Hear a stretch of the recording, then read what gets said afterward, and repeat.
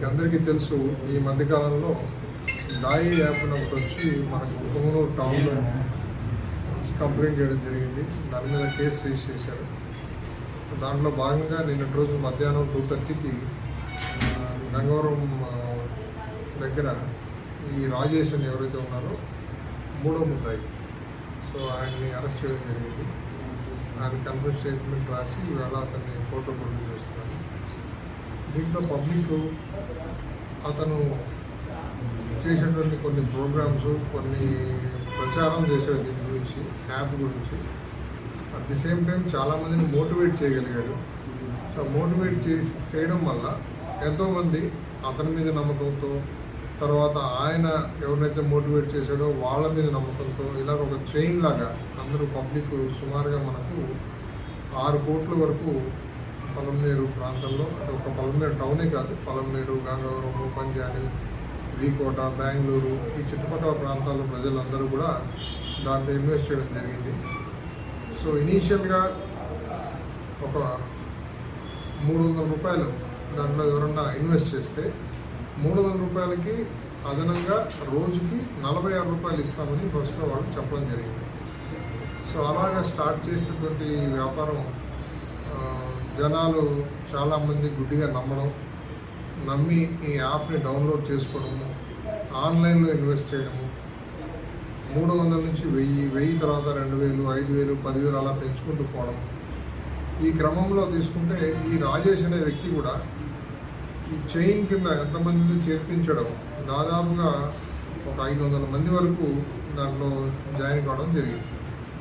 So ఆ join అయిన క్రమంలో అతనికి ఎంత మటుకు బెనిఫిట్ వచ్చింది అనే ఇన్వెస్టిగేషన్లో మనము మొత్తం అన్ని క్యాలిక్యులేట్ చేస్తే ఈరోజు వరకు ఆయనకి దాదాపుగా 31 లక్ష అతనికి డబ్బులు వచ్చినట్టుగా తెలుస్తుంది వాళ్ళ అకౌంట్స్ ప్రకారంగా. మన 35 లక్షలు వచ్చినాయి. 35 లక్షలు వస్తే అతను ఏం చేశాడు, మళ్ళీ రివర్స్ 31 లక్ష మళ్ళీ అతను ఇన్వెస్ట్ చేశాడు అదే యాప్లో. సో వచ్చిన డబ్బు కూడా అతను ఉంచుకోలేదు. ఆ వచ్చిన డబ్బులు మళ్ళీ అతను కూడా ఆశపడి మళ్ళీ దాన్ని ఇన్వెస్ట్ చేయడం జరిగింది.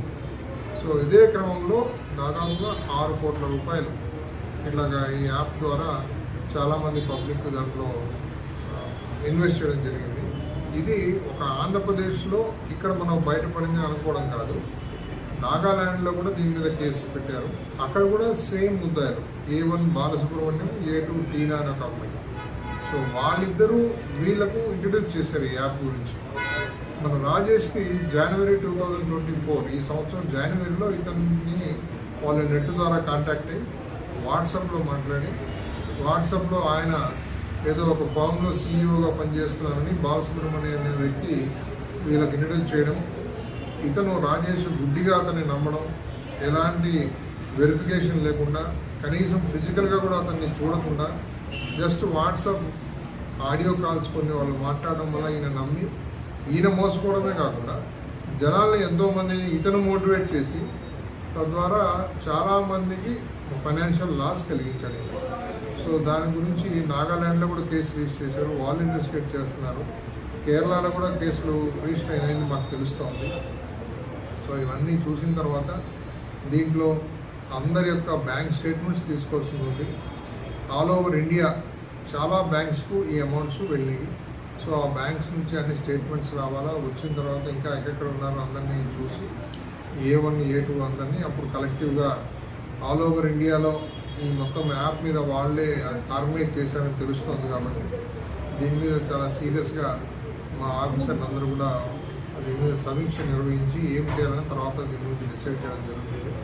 ఈ ప్రస్తుతానికి మనం చట్ట ప్రకారంగా అతన్ని అరెస్ట్ చేసి A3 ముద్దాయిని చేసి అతన్ని ఈరోజు రిమాండ్ పంపిస్తున్నాం. ప్రజల్లో ఒకటే కోరుకుంటున్నాము, దయచేసి ఇప్పటికైనా కానీ రియలైజ్ అయ్యి ఇలాంటి యాప్స్ ద్వారా లేకపోతే వాట్సాప్లో వచ్చిన మెసేజ్ని నమ్మి పొరపాటున కూడా ఎలాంటి ఇన్వెస్ట్మెంట్స్ చేయొద్దండి.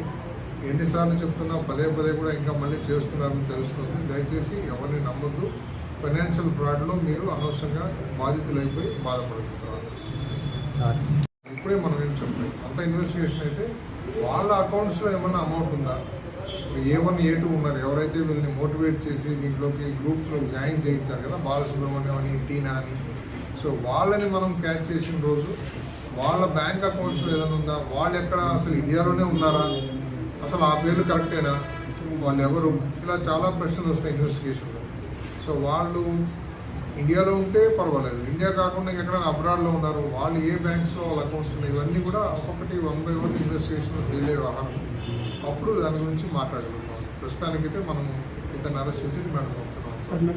వాళ్ళు కూడా భాగంగా ఉండి ఇతనికి ఏమన్నా సహకరించారా, లేకపోతే కేవలం ఇన్వెస్ట్ చేశారా, లేకపోతే వాళ్ళు ఇంకా కొంతమంది చేర్పించి వాళ్ళ ద్వారా ఇంకా ఎవరైనా నష్టపోయారన్న అంశాన్ని మేము ఇన్వెస్టిగేషన్లో ఇంకా తీసుకొని రావాల్సింది. అవన్నీ పూర్తిగా విచారణ జరిపిన తర్వాత దాని మీద ఆల్రెడీ కమిటీ వేశారు కలెక్టర్ గారు. సో కమిటీ యొక్క సిఫారసు మేరకు ఏం చేయాలనేసి మేము కూడా లీగల్ అడ్వైజర్ ద్వారా కూడా మాట్లాడి మా ఆఫీసర్లతో మాట్లాడిన తర్వాత నిర్ణయానికి వస్తాం.